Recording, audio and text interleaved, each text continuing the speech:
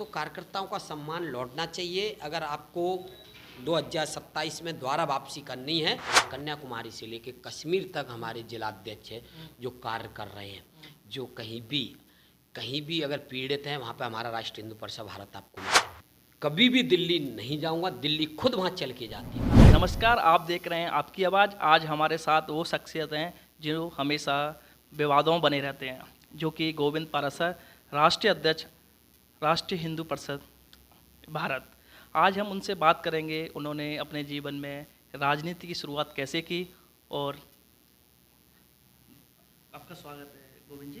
पहले तो मैं आपकी आवाज़ चैनल को बहुत बहुत धन्यवाद देता हूं कि आप दिल्ली से चल के राष्ट्रीय कार्यालय आगरा में आए, इसके लिए आपका बहुत बहुत धन्यवाद। आगरा नगरी में जो प्रेम की नगरी बोली जाती है उसमें आपका स्वागत है। गोविंद जी, सबसे पहले मेरा एक सवाल रहेगा कि आपने राजनीति की शुरुआत कहाँ से की, अपने जीवन की शुरुआत इस क्षेत्र में कैसे की और कहाँ से की?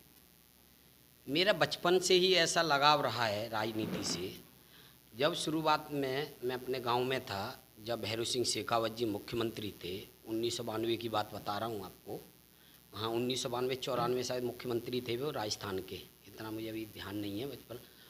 उसके बाद हमारे बगल में आग लगी थी, वहाँ पे आए थे मुख्यमंत्री जी का। मैंने छोटे से वहाँ में स्वागत किया था, उनका काफिला रोका था मैंने हाथ जोड़ के। तो उन्होंने, उनके कमांडो उतरे, मैं छोटा सा था, मैंने हाथ जोड़ के उनको जय हिंद करा।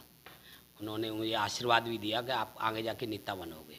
उस दिन से मेरे को धीरे धीरे मैं बॉम्बे में भी रहा था। बॉम्बे में मैंने जाके शिवसेना में बाला साहब ठाकरे के साथ काम किया। राज ठाकरे जी के भी साथ मैंने महाराष्ट्र थाने में काम किया था। वहाँ पे कई आंदोलनों में भी मैं शामिल हुआ, वहाँ पे मैंने काम भी किया।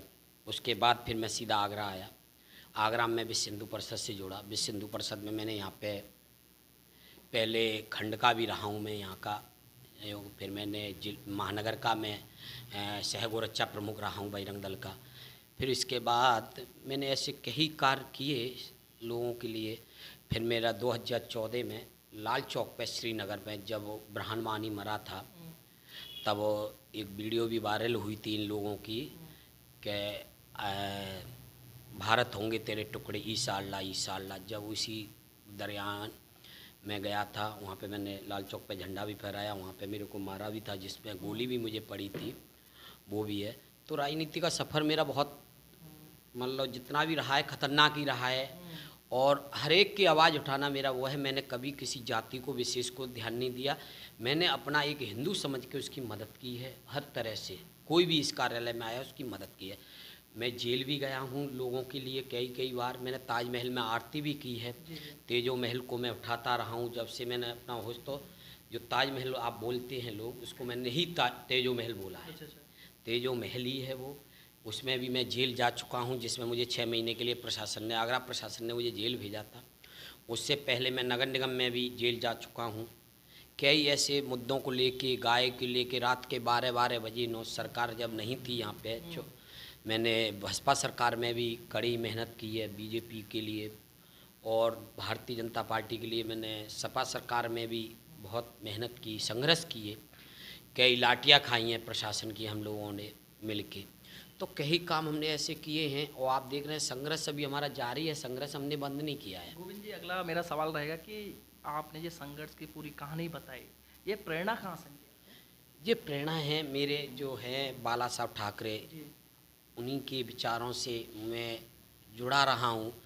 जिस तरह से वो हिंदुत्व की बात करते थे, जिस तरह से हिंदुओं को जोड़ने की बात करते थे, जिस तरह से हिंदू पीड़ित होके जाता था, क्योंकि महाराष्ट्र में एक तरह से तानाशाही थी वहाँ पे कांग्रेस की। जिस तरह से मुसलमान आए दिन हिंदुओं को मारा काटी करते थे, वो लोग बाला साहब ठाकरे के पास जाते थे। तब मैं बाला साहब ठाकरे के पास ही जाया करता, देखता रहता था। तो मैं वो ऐसा तो नहीं बन सकता, लेकिन कुछ उनके पाँव की धूल जरूर बन सकता हूँ। बाला साहब ठाकरे जी को आपने काफ़ी नज़दीक से देखा है, तो थोड़ा बहुत उनके जीवन पर थोड़ा जीवन मैंने आपको बताया है, बाला साहब ठाकरे जैसा इंसान ना तो हुआ ना होगा। वो सच्चे जो, अब तो हर एक हिंदू हृदय सम्राट बनते जा रहे हैं, लेकिन अगर कोई हिंदू हृदय सम्राट है इस देश में, तो वो स्वर्गीय हमारे बाला साहब ठाकरे, जिन्होंने जीते जी कभी भी किसी से अनलीगल समझौता नहीं किया और सिर्फ हिंदुत्व को अपना पहचान बनाई। उन्होंने एक ही बात कहा था, या तो मैं कभी भी दिल्ली नहीं जाऊंगा, दिल्ली खुद वहाँ चल के जाती थी। ये था उनका जलवा। कभी भी उन्होंने समझौता हिंदुत्व के अलावा बाला साहब ठाकरे ने नहीं किया। उन्हीं से प्रेरित होकर मैंने हिंदुत्व का काम किया। कभी मैंने चुनाव के लिए नहीं सोचा कि मैं चुनाव लड़ूं, और ना मैं भविष्य में आपके चैनल के माध्यम से कहूँगा कि कभी चुनाव नहीं लड़ूंगा। मैं सिर्फ हिंदुत्व को और हिंदुओं को जोड़ने का काम करूँगा। जो हमारी जातियों हैं उनसे भी मैं आह्वान करना चाहूँगा कि आप आपस में लड़के ख़त्म हो जाओगे जब साथ रहोगे। क्या कहते हैं कि जो झाड़ू एक साथ होती है तो झाड़ू लग जाता होगा, सिंगल होंगे तो झाड़ू नहीं लगा सकते। इसी तरह अगर हम जातिवादियों में बटे रहेंगे तो हम किसी का मुकाबला नहीं कर सकते। हमको एक एक करके ये मार दिए जाएंगे। जिस तरह से आप देख रहे हैं किस तरह से हिंदुओं पर हावी है रहे हैं, क्योंकि हम जिस तरह से कश्मीर को एक तरह से खो ही चुके हैं, और आप देख सकते हैं बंगाल को खोने की कगार पे, हैदराबाद में भी आधा खो चुके हैं। वहाँ क्यों जाते हैं? अगर आप मंटोला में जय श्री राम के नारे नहीं लगा सकते, कई ऐसे क्षेत्र हैं जहाँ पे जय श्री राम का नारा नहीं लगा सकते, मुस्लिम हावी हो जाता है। मुस्लिम 25 करोड़ 100 करोड़ हिंदुओं पे हावी है। अभी तो सरकार इनकी आ ही नहीं है। जब भी इनके भाषण होते हैं कि हमारी सरकार आ जाने दो, उसके बाद हम हिंदुओं को देखेंगे, यही शब्द होते हैं। लेकिन हिंदुओं का कभी शब्द ऐसा नहीं होगा। कभी इनका टारगेट रहता है हिंदू लड़कियों को लव जिहाद में फंसाने का। तो मैं देख रहे हैं कभी कला वाले के हमारी तुम्हारी गाड़ी इनके पास रखी होगी, उन गाड़ियों को ले जाके ये गली गलियों में लड़कियों को फंसाते हैं और उन लड़कियों को पटाते हैं, इनसे बच्चे पैदा करते हैं, उनको मार देते हैं, पैदा कर देते हैं। लेकिन कभी आपने हिंदुओं को कभी नहीं देखा होगा कि किसी हिंदू लड़के से किसी मुसलमान लड़की ने शादी की हो और उसके बाद हिंदू लड़की ने उसको मार दिया हो। अभी तक ऐसी नहीं होंगी। और तो मैं हज़ारों ऐसी वीडियो होंगी जो लव जिहाद की हमारी लड़कियां हैं जिनको मार दिया गया, उनसे बच्चा पैदा करके उनको सूटकेस में, कई क्यों तो पता पड़ जाता है मीडिया के माध्यम से, और कईयों का नहीं पता पड़ता है। तो ये इनका मतलब है, जो एक मुसलमान है उनका एक ही टारगेट है, हमें काफिर बोलते हैं। इनको जितना भी मानना चाहिए, इनकी जितनी भी बहन बेटियों को पकड़ना चाहिए, तो इनका यही है। जितनी गाय का, तो ये लोगों का काम है। तो इनकी लड़ाई का संघर्ष करना हमारा काम है, इनको मुंह तोड़ जवाब देने का हमारा काम है। गोविंद जी, अगला मेरा सवाल रहेगा, आपने काफ़ी अपने बारे में बताया कि जो राष्ट्रीय हिंदू परिषद है वो कैसे काम करता है। आप पूरे भारतवर्ष में काम कर रहे हो, तो कैसे काम करता है, इस पर थोड़ा प्रकाश डालिए। देखो, राष्ट्रीय हिंदू परिषद भारत का जो हमने विश्व हिंदू परिषद संघ परिवार से सीखा है, संघ परिवार की विचारधारा से। कभी संघ के कार्यालय पे आप जाओगे, संघ की शाखाओं में जाओगे तो एक ही सिखाई जाती है कि कभी किसी के साथ अन्याय नहीं होना चाहिए और अन्याय के साथ खड़ा होना चाहिए। ये हमारा संघ परिवार सिखाता है। यही हमारा विश्व हिंदू परिषद था। जब हम रहते थे तो उन्होंने एक ही बात सिखाई कि अपनों के साथ खड़े होइए, कभी भी अन्याय को बर्दाश्त नहीं करना चाहिए, और जितना भी हो गाय सेवा करनी चाहिए, गाय को ज़्यादा से ज़्यादा सम्मान देना चाहिए, हिंदू बहन बेटियों का सम्मान करना चाहिए। जो हमने उससे सीखा है उसी से प्रेरित होकर मैं राष्ट्रीय हिंदू परिषद भारत की रचना की, जो कई राज्यों में कन्याकुमारी से लेकर कश्मीर तक हमारे जिलाध्यक्ष हैं जो कार्य कर रहे हैं। जो कहीं भी अगर पीड़ित हैं वहाँ पे हमारा राष्ट्रीय हिंदू परिषद भारत आपको मिलेगा। चाहे गाय अगर कोई काट रहा है तो वहाँ भी हमारा राष्ट्रीय हिंदू परिषद भारत होगा मुंह तोड़ जवाब देने का। कहीं भी हमारा हिंदू पिट रहा है वहाँ पे भी हमारा राष्ट्रीय हिंदू परिषद भारत खड़ा होगा। ये हमारे राष्ट्रीय हिंदू परिषद भारत की रचना है कि जहाँ भी कोई पीड़ित होगा उसके साथ राष्ट्रीय हिंदू परिषद भारत का कार्यकर्ता खड़ा रहेगा। अभी आपने अपने संगठन के बारे में बताया, अभी हमारा अगला सवाल रहेगा कि अभी हाल ही में लोकसभा चुनाव का रिजल्ट आया, आपने देखा कि अयोध्या में बीजेपी एनडीए सरकार हारी। आपके उसी समय आपने अपने टीवी को तोड़ दिया, ऐसा क्यों किया? देखो, ये होता है कि जब हम जनता के लिए बेहतरीन कार्य करते हैं, जो हमने वादे किए, जैसे 370 हो हमने उठाई, प्रभु राम का इतना भव्य हमने मंदिर बनाया, इतनी मेहनत संघर्ष किया हमने, प्रभु राम को विराजमान किया, उनके लिए हमने जगह दिलवाई, संघर्ष किया 5.5 साल हमने। ऐसी ऐसी शक्तियों से लड़ाई की जिनको झेल नहीं सकते थे। फिर भी उसके बाद हमने, आज तुम अयोध्या देखोगे तो अयोध्या नहीं बोला जाता, एक हटके बोला जाता है। उस अयोध्या में हम हार गए। इससे एकदम दुखी होके कि हम क्या कर रहे हैं, जनता क्या चाहती है। जो जनता कहती थी अयोध्या की कि जो भी हमारा राम मंदिर बना देगा उनको हम सिर पे पगड़ी पे बैठा रहेंगे। पगड़ी पे कहा उन्होंने तो हमें धरती में भी नहीं छोड़ा। हम पूरा देश हार जाते तो हमें कोई दिक्कत नहीं होती, हम अयोध्या हार गए, ये हमारे कठिन थी, इसलिए दुखी होकर हमने टीवी को फोड़ा। आप भी एक काम करते हो, ऐसा क्या कारण रहा कि अयोध्या बीजेपी एनडीए हारी? आपने भी चिंतन किया हुआ, मनन किया हुआ, ऐसा क्या कारण रहा? पब्लिक ने वोट देने का क्या कारण रहा? वोट नहीं दिया भी एनडीए को। देखो वहाँ पे कुछ न कुछ तो समस्या रही है, और फिर भी हमने तो एकदम अयोध्या को इतना कर दिया, तो भरोसे पे भी हम रहे थे कि अयोध्या तो अपनी है ही। अयोध्या तो क्यों, अयोध्या को हमने एक परिवार माना था कि अयोध्या तो हमारा परिवार है, प्रभु का राम है। वो हमने ढील वहाँ पे ना वो करना, हमने अयोध्या वासियों पे ही छोड़ दिया था ये चीज़ कि अयोध्या वासी तो हमें जिताएंगे ही। तो उसी की हमारी भूल थी, हम नहीं जा पाए जनता के बीच में, वहाँ पे अपनी बात नहीं रख पाए। उसका हमें नतीजा हार के मिलना है। और आपको बता दूं कि जो वहाँ के सांसद हैं, अब पछता रहे हैं वहाँ के लोग अयोध्या के, क्या वहाँ के जो कह रहे हैं जय श्री राम नहीं बोलते वहाँ के सांसद। जय श्री राम का नारा मीडिया के माध्यम से भी, अभी मैं एक चैनल देख रहा था उसमें बोले थे जय श्री राम का नारा लगाइए, तो वहाँ के जो सांसद जो नए नए बने हैं उन्होंने जय श्री राम का नारा नहीं लगाया। हाँ, तो अब अयोध्या समझ चुकी है, तो ये भूल के लिए वो शर्मिंदा भी है। और शायद अब की जो चुनाव होगा उसमें बम्पर जीत हमारे भारतीय जनता पार्टी की होगी। अब हम लोग राजनीति की तरफ, यूपी की राजनीति की तरफ बात कर लेते हैं। ऐसा क्या रहा कि बीजेपी बहुत सारी सीटें यूपी में हारी, सपा ने सबसे ज़्यादा सीटें जीती हैं। इसको आप कैसे देखते हैं? इसका मैं बता दूं, मैं इसके का जो क्रेडिट जाता हूं हमें हराने का, वो प्रशासन का है। उत्तर प्रदेश का प्रशासन जिस तरह से कार्यकर्ताओं की नहीं सुन रहा है, तानाशाही पर उतर आया है, किसी भी कार्यकर्ता का कोई काम नहीं होता। देखो जब तक कार्यकर्ता का काम नहीं होगा तब तक कार्यकर्ता किसी के लिए मेहनत नहीं करेगा। कार्यकर्ता क्या चाहता है कि मैं, आपने किसी काम के लिए कही, मैं आपका काम कराया तो आप टूटेंगे नहीं। तो यही लोगों के काम हो नहीं रहे हैं। प्रशासन, यहाँ के उत्तर प्रदेश का प्रशासन कार्यकर्ताओं को, चाहे हिंदूवादियों को हो, चाहे बीजेपी के कार्यकर्ता हों या हमारे जितने भी सहयोगी हैं भारतीय जनता पार्टी के, तो उन कार्यकर्ताओं को चौकी थानों पे या वहाँ पे किसी काम के लिए जाते हैं तो दलाल टाइप समझते हैं। वहाँ का प्रशासन कोई सुनता नहीं है। और योगी जी तक पहुँचे कौन? और यहाँ के हमारे विधायक सांसद कार्यकर्ताओं की सुनते नहीं है बिल्कुल भी।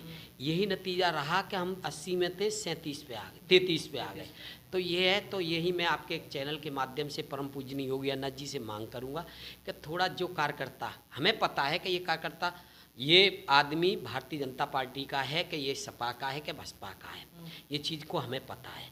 ये क्या कह रहे हैं, ये तीन जाति हमें कभी वोट नहीं करेगी।